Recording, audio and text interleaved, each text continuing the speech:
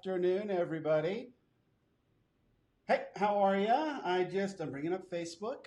So just give me a second here. I'm going to do it the right way. So, Sorry, I totally whoa! That's Cassie Brown right there. But it's so really pretty here, so you guys see? I don't know what's going on there. So, okay. Hey, everybody. Aaron Stewart from the Little Black Couch. Thanks for joining me today. It looks like I am not live. Am I? Oh boy.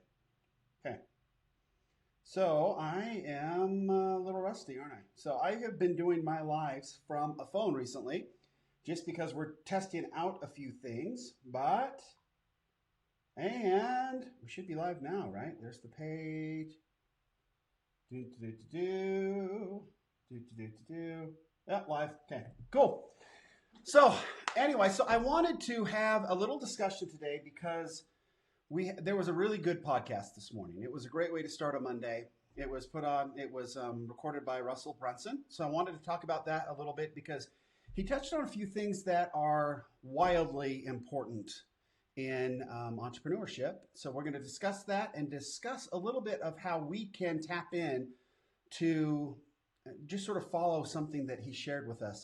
And I don't know if he did it on purpose or not, but we're going to talk about it anyway. Here we go.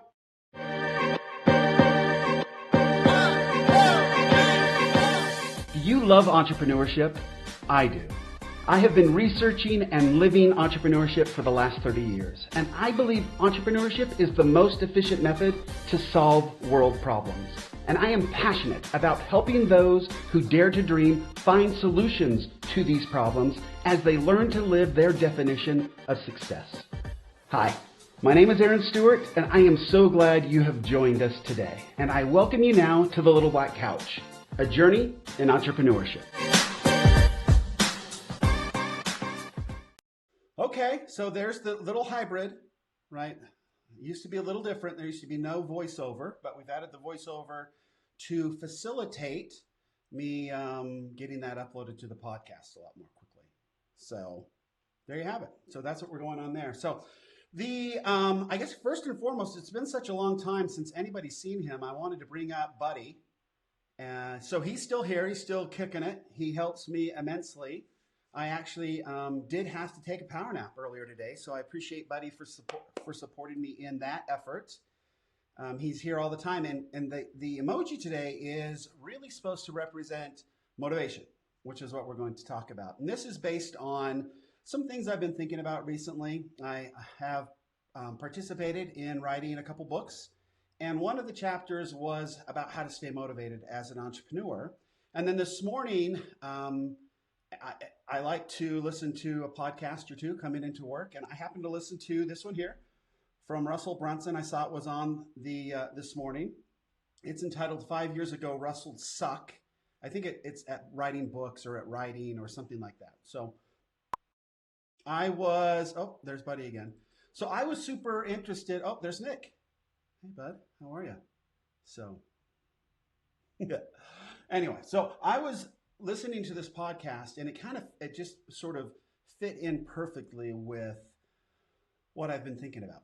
And so I wanted to discuss that and exactly what was part of this chapter that I wrote in this book that's coming out. We've got a meeting on it later I guess it's on Halloween. We have a meeting on it, and hopefully we'll get this thing launched. There'll be more information coming on that. I'm excited about it. There's 9 entrepreneurs who got together, and we sort of worked out a really cool book about entrepreneurship and essentially accomplishing your $1 million dream, right? So what does it take to get out there and launch your idea and develop a $1 million company? So that will be fun to share with you very soon. Hopefully, it looks like we're going to try to launch in December, so just in time for Christmas. But anyway, so the podcast today that Russell was discussing so he's written 3 books now, and writing books is a lonely, lonely go. So I've written a couple myself, and now I've participated in a couple chapters. The chapters are way more fun just because you're doing it with a group of people, and you know that you're all on the same topic, but it's not all reliant on you. So I've enjoyed the compilation sort of projects a lot more than trying to do them all myself. So I get a little bit of what Russell's been going through because it's a slow road. It's a slog when you're trying to write your own book.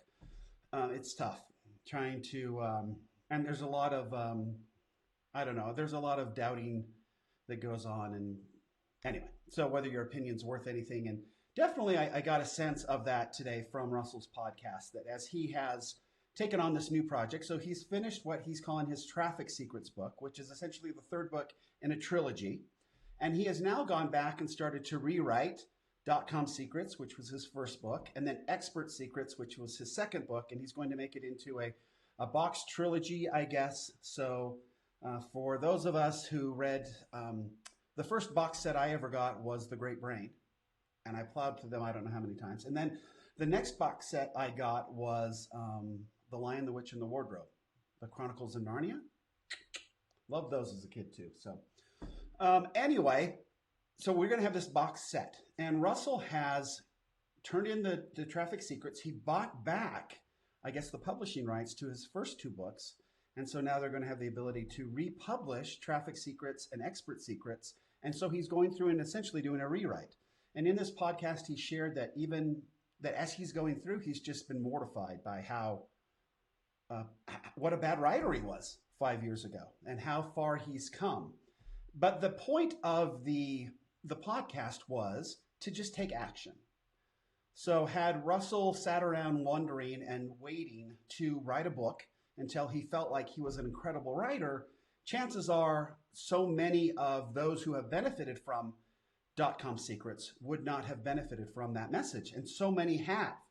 I mean, this is not up for discussion. So many have benefited from Russell's initial book. And he now thinks it's garbage and he's rewriting it.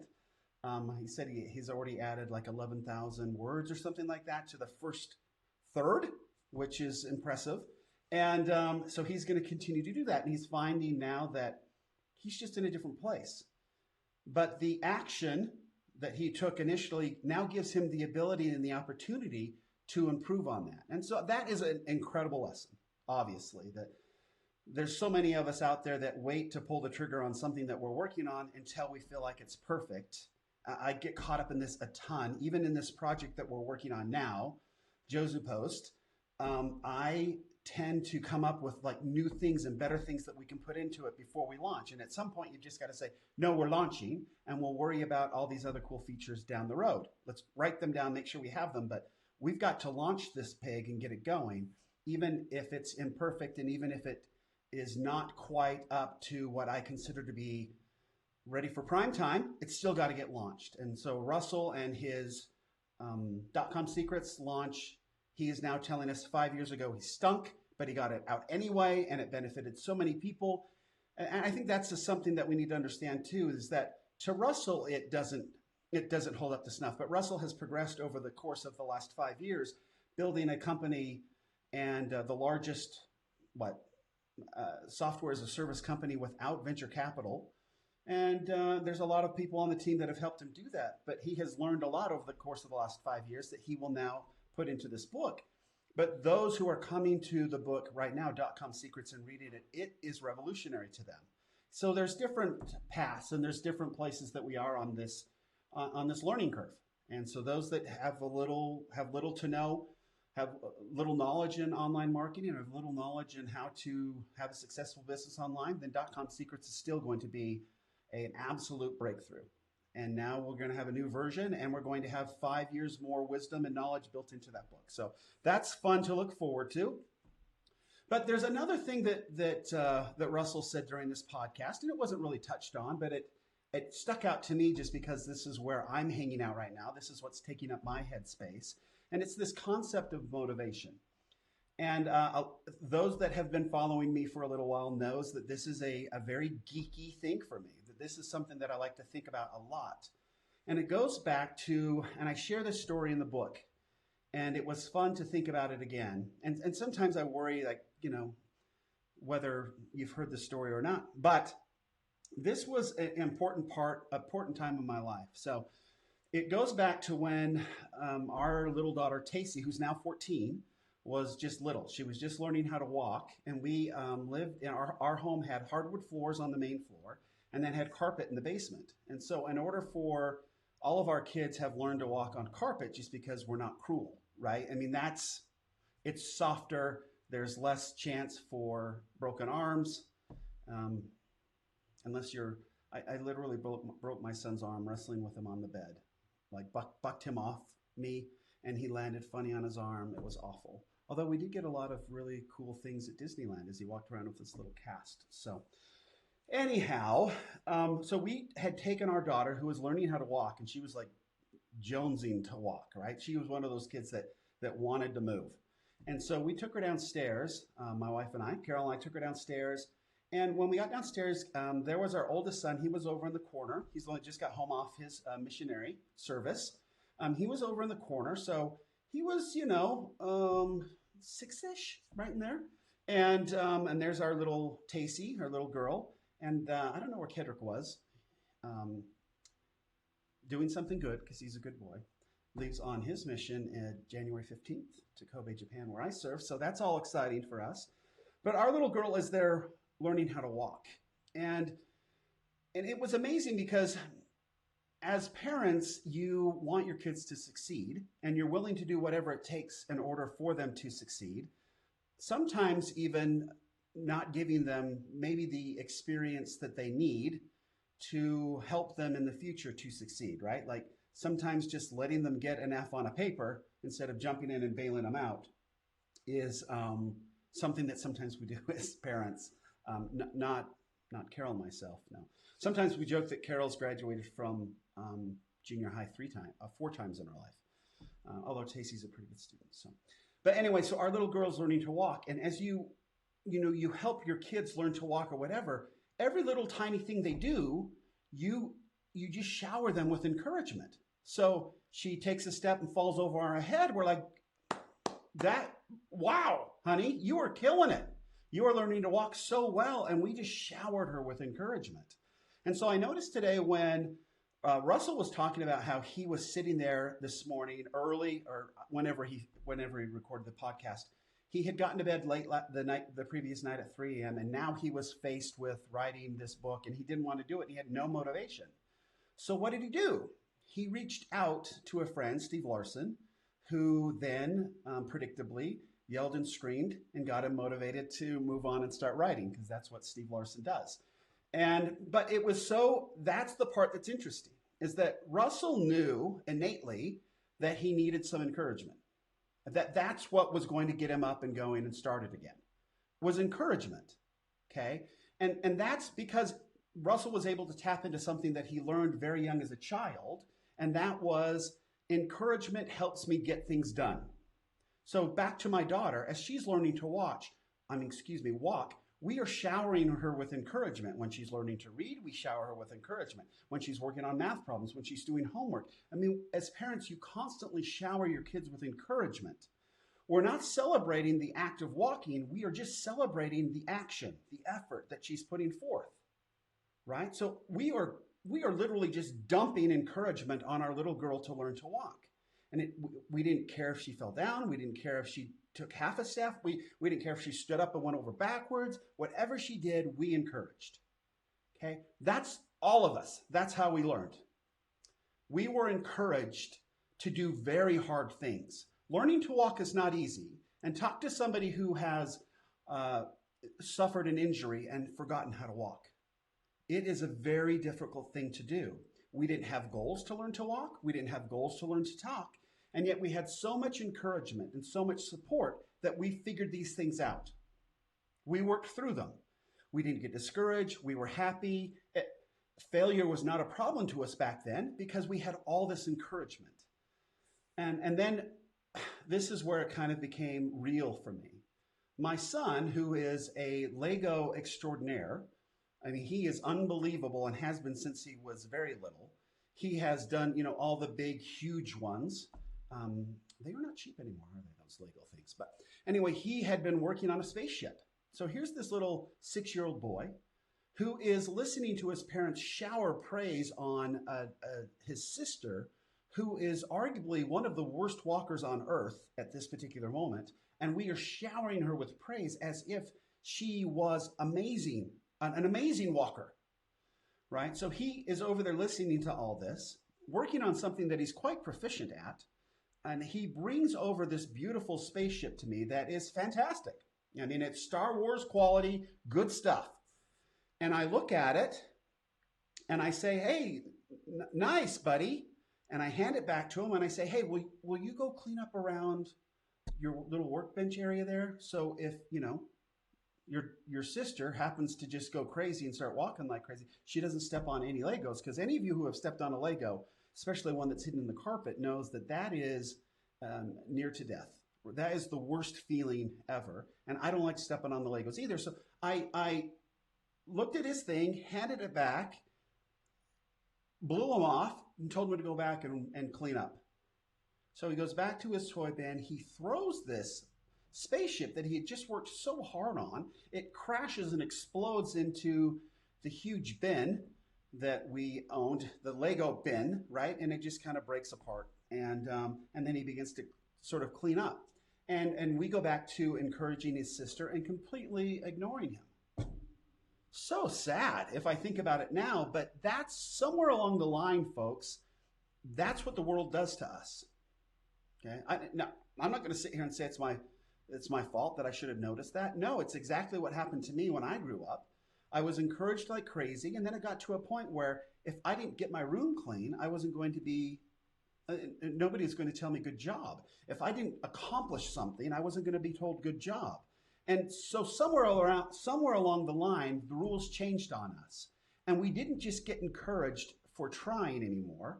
We only got praise if we accomplished something. And that's what screwed this whole thing up in our mind, is that somehow or another, and that's what that's what our oldest was going for, right? He built this ship. He sits there and listens. I think about it now, and it just disturbs me to no end. He's sitting there listening to me praise his sister for literally something that's a piece of cake for him.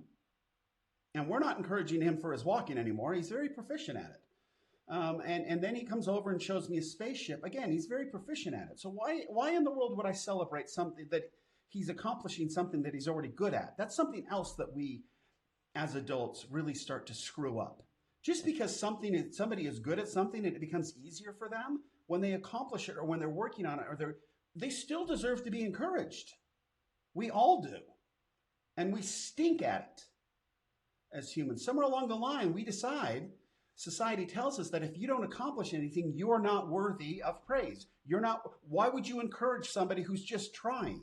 Trying isn't enough, and that's garbage. And that's where we make a huge mistake.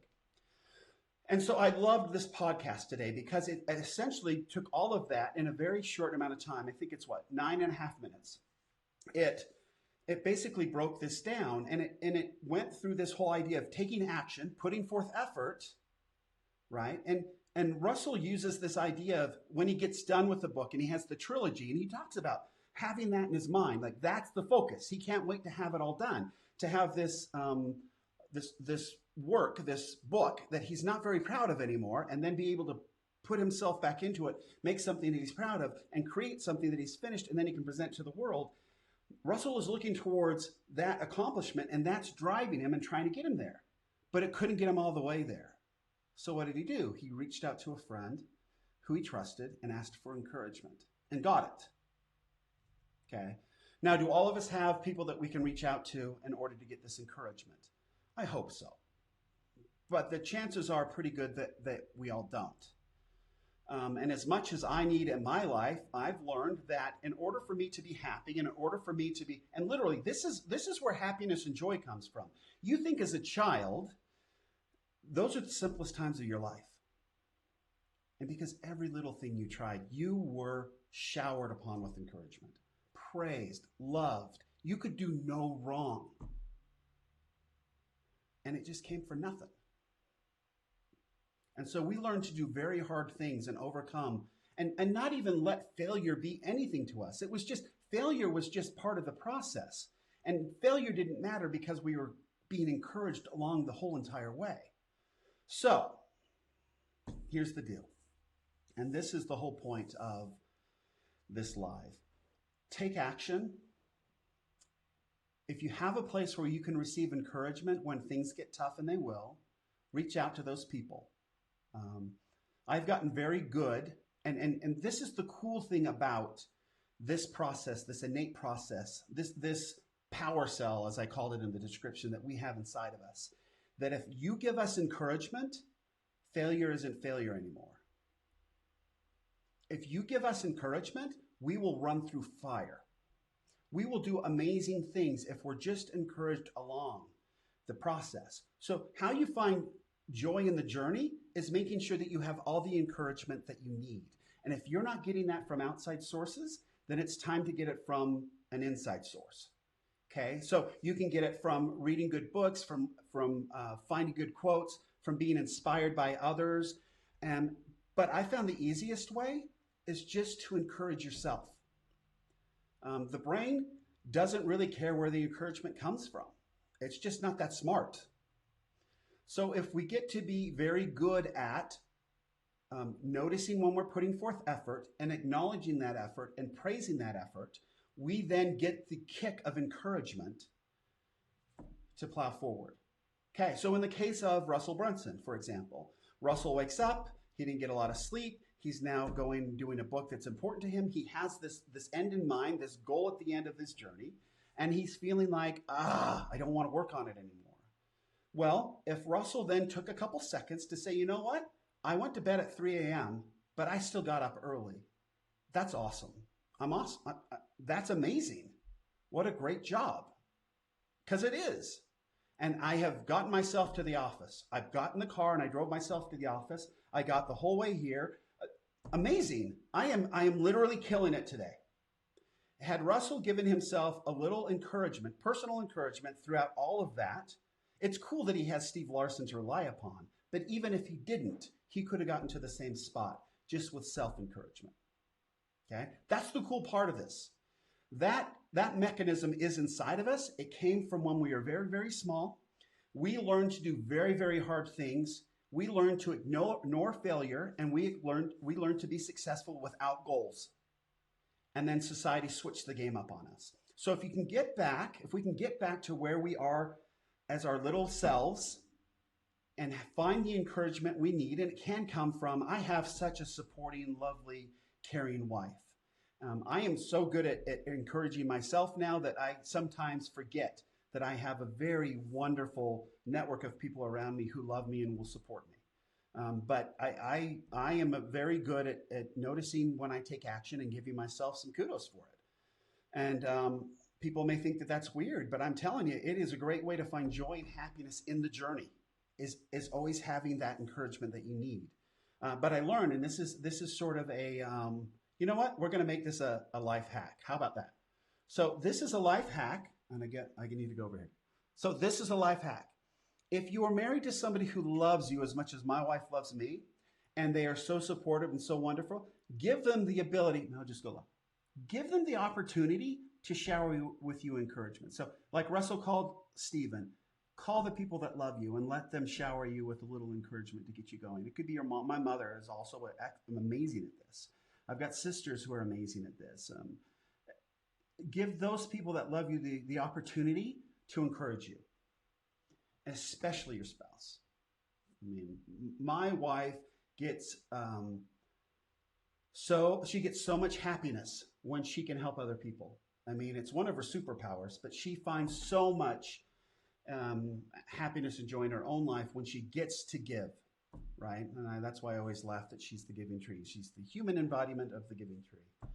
So that's it for today. And it definitely takes some skill, and we'll talk about some of the things that you need to do. But take a few moments to recognize when you're putting forth effort, when you're taking action, imperfect action, and give yourself kudos for that. That is amazing. And tap into that reservoir of that power cell of just motivation that is already inside of all of us. We know how to use it to ignore failure, to press on, to overcome. All of that is inside of us, but we're just not tapping into it properly. We're just not getting the encouragement we did when we were younger, where we're completely happy and we're able to ignore failure and just get things done even without goals, just to accomplish and move forward. And it's inertia, right? When you start action and you just keep moving. Laws of motion. So anyway, I hope that's helpful today. I have been thinking about this, loving this. Obviously, I geek out about it a lot. When you're working on a new project, you have to keep yourself motivated. All of that works. And you can do it internally or make sure that you use your network in order to get the encouragement you need. But I just love the podcast and how Russell sort of framed that in a very interesting way. I know that he was talking about imperfect action and having a book that he wrote 5 years ago that he didn't like, and now he's able to improve it. And because he took action, he now has this opportunity to perfect what he already did. But I loved how he reached out to Stephen Larson when he was looking for encouragement. And if you've got a network, great. And if you don't, you can do it personally yourself. Absolutely can. That is an art and a science, and I know it will work for you, and hopefully it does. Please remember, entrepreneurs are changing the world and that the world needs us. We are willing to take on risk and do things that nobody else is willing to do. Not governments, not companies, nothing. And our unique experiences and our strengths and our weaknesses and what we've been through and what we've learned puts us in such a very unique spot to see problems differently from anybody else. And it's that perspective of seeing things differently from anybody else that all the most amazing solutions in this world have come. I think we all can participate in that. So until next time, Aaron Stewart from the Little Black Couch. Happy Monday. Have a great week. We'll talk to you very soon. See ya.